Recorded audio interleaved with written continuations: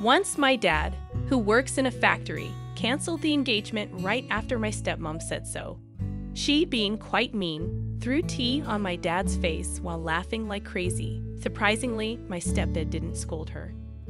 The tea stain spread on the suit my dad had specially cleaned for the occasion. But luckily, the tea was just lukewarm, so no burns. I handed a napkin to my dad, and Tom, panicking, tried to clean the suit. Despite worrying about injuries, Tom couldn't help but laugh at his parents' behavior. During this chaos, my dad, without saying anything, stood up straight, pointed at them, and declared he would ruin their company. In a voice I'd never heard before, he took my hand, and we left the chaotic scene behind. Tom apologized to my dad and quickly followed us, but my dad gravely said there's no need. I'm Yvonne Warner, a 26-year-old office worker with a bit of a family situation.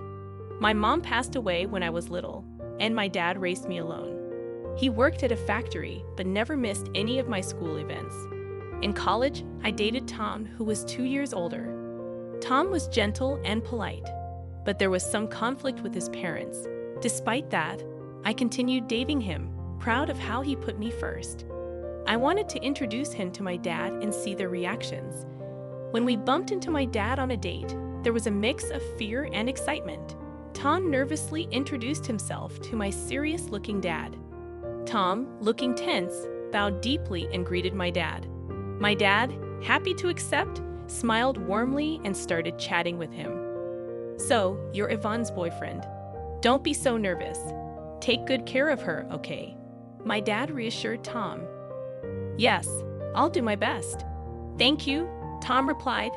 As they kept talking, Tom relaxed, and they got along well. I was relieved to see the two important men in my life getting along. I had been worried about what if my dad didn't like Tom. We couldn't spend much time as my dad had work, so we parted ways after saying goodbye to Dad. Turning back to Tom, who looked dazed, I asked if there were any problems. Suddenly, he got excited, asking, "That was really your dad, right?" Puzzled by his odd question, I answered without hesitation, "Yes, that's my dad." "Why? What's up?" Right. That's what I thought," Tom said, crossing his arms and deep in thought. I grew curious and asked him what he was pondering. His vague response left me unsettled, and he evaded any further questions. Even though he said he liked my dad, I started to worry. What if he actually didn't? It made me anxious. A few days later, Tom called me for an important talk. Nervous about our last meeting with my dad, I went to the meeting place, a cafe. Tom was already there, and I could see his gloomy face through the glass. My anxiety deepened, but I decided to act cheerful anyway. As I entered and informed him of our meeting, I approached him slowly. Tom, deeply sighing, was startled when I tapped him on the shoulder. "Whoa, Yvonne, you scared me," Tom said, holding his chest with wide eyes, taking a deep breath when he saw me. I was surprised by how startled Tom was. He seemed deeply troubled. Sitting across from a still gloomy Tom, I ordered from the waiter. My anxiety grew as Tom's face remained downcast. I really wanted him to pour out everything on his mind, so I spoke up. "Hey Tom, what's bothering you so much? Is there something wrong about my dad?" When I asked this, Tom quickly looked up and immediately denied it. "Absolutely not. I actually respect your dad. It's just my. He trailed off and looked down again. I sighed. It seemed like I had to pry it out of him. I asked directly, "If you're worried about something, I want to know what's on your mind." Tom took a deep breath as if making up his mind and started to talk. "Actually, there's something I want to tell you about my parents. It's a bit of a long story, but I need you to hear it all." The story Tom told was quite shocking. According to him, his parents lack class and only judge people by their educational background and job. They've been horrible to him, constantly interfering in his life. When he introduced a girlfriend, they'd criticize her on the spot and send her away. The girls would end up breaking up with him in tears. That's why Tom wanted to marry me but was worried because of his parents. I told him there's no need to worry. We don't have to involve his parents in our marriage. Just bear with them during the wedding formalities. My dad seemed to like Tom, so what's the problem? I don't mind about that. It's okay. My dad liked you, so don't worry. Really, that makes me happy. When I first met your dad, I was surprised how different he is from my own parents. I thought that if I married Ivan, I'd become the son of such a great man. But getting married means my parents become your parents too, and I couldn't decide. Tom brightened up when I said my dad liked him but soon sighed deeply. However, Tom seemed to have an idea and looked up, apologizing. When we go to meet my parents for our marriage, can we have your dad come too? I want them to see there are such respectable people around. It might not change them right away, but I hope it does. Okay, I'll talk to my dad about it, but I wish you had talked to me about this in a different way. Oh, sorry. I'll do it properly from now. Tom suddenly realized, hurriedly and properly proposing marriage to me. After receiving Tom's proposal, I quickly decided to talk to my father about it. Initially hesitant, my father agreed when Tom came to formally ask for my hand in marriage. Then, Tom and I set a date to meet his parents. On the day of the visit, all dressed up, we stood at the front door of Tom's family home, meeting Tom's parents for the first time. After hearing such stories, I was understandably nervous.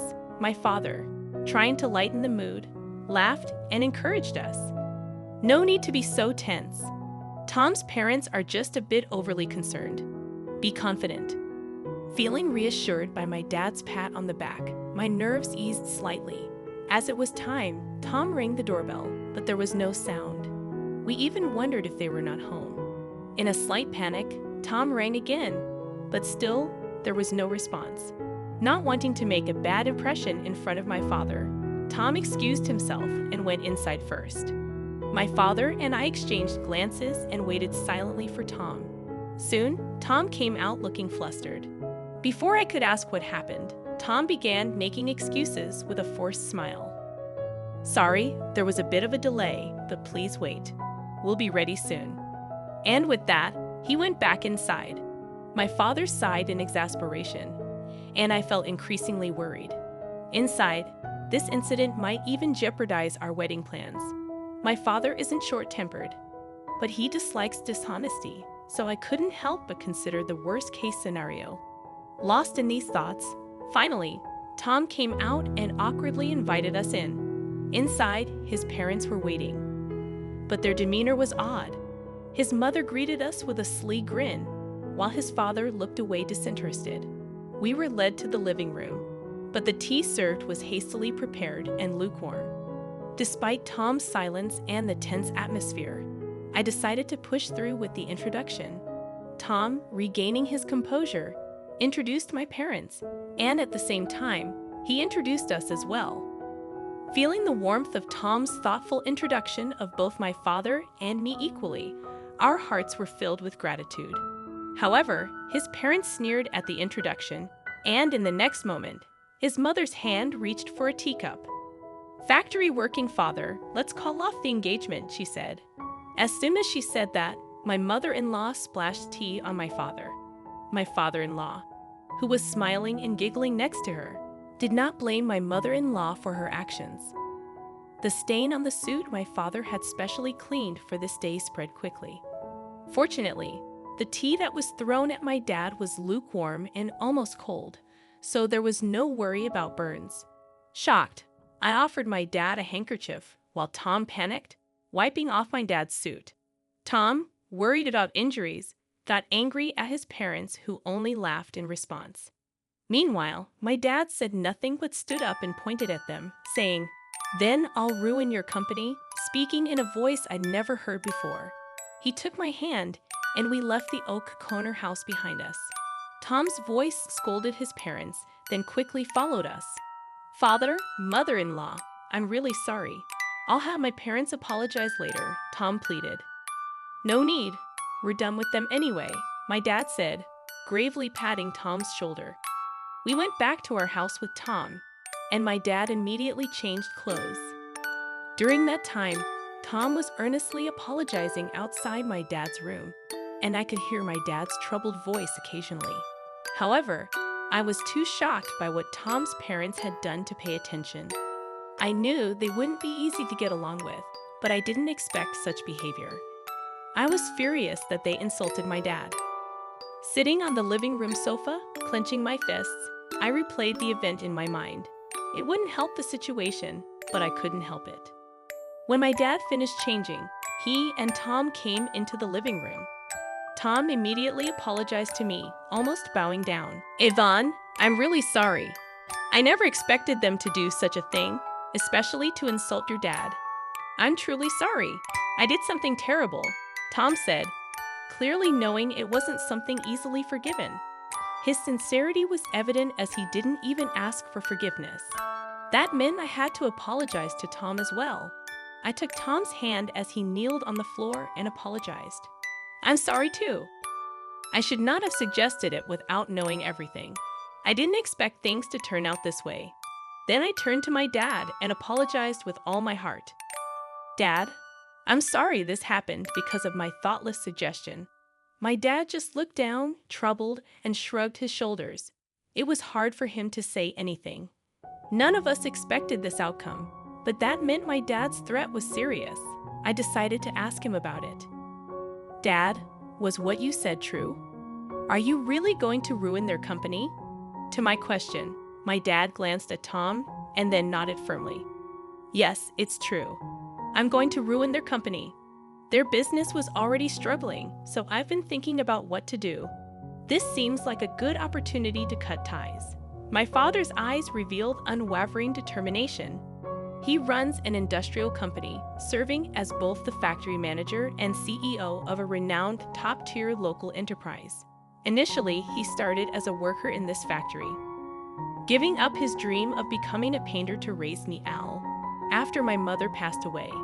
He worked tirelessly at the well-paying local factory, and his hard work was recognized with several promotions. Eventually, he caught the attention of the former CEO, also the former factory manager, who chose my father to take over the company when he decided to retire. The company expanded its business, owning various subsidiaries, and one of these subsidiaries is managed by Tom's father, my father-in-law. We discovered this during our recent visit, though ideally, my father-in-law should have realized this. Unfortunately, due to Tom's mother's premature actions, his parents' prejudices prevented this from being clarified, leading to the current situation.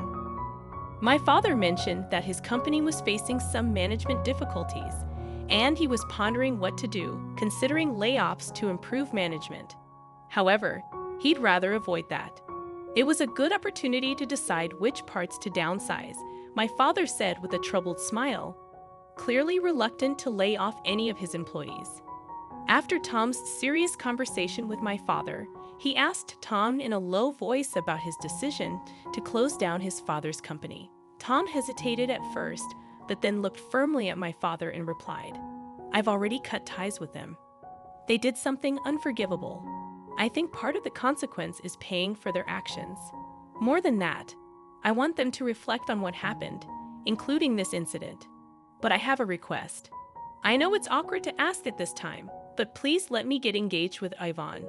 I know I've caused trouble with my parents, but more than anything, I want to be with Yvonne. Please forgive me." Crossing his arms, my father pondered Tom's words. It might seem inappropriate right after such an incident. However, moved by Tom's earnestness, I also pleaded with my father, "Please, Dad, I know things turned out this way, but I want to be with Tom." After hearing our request, my father hummed for a while and then shook his head as if in resignation. "If you both feel the same way, it's fine. But there's a condition. Your parents are company executives. I want to know what you plan to do with their employees.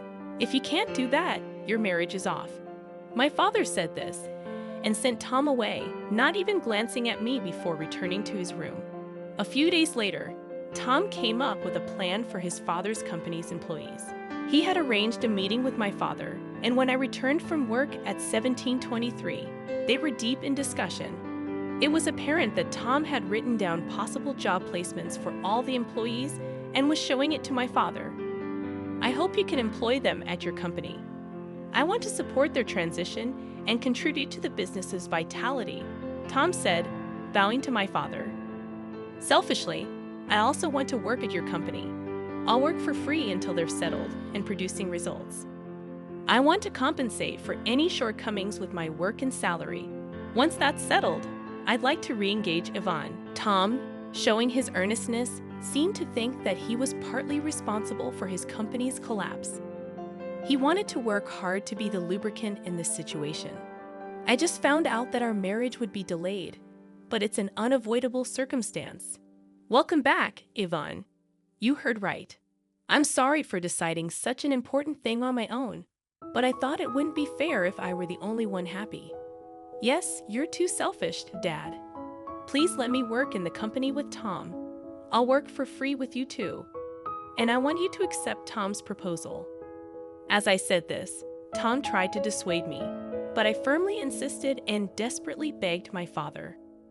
While we were doing this, my father didn't say anything, but after repeated pleas, he uncrossed his arms and quietly nodded.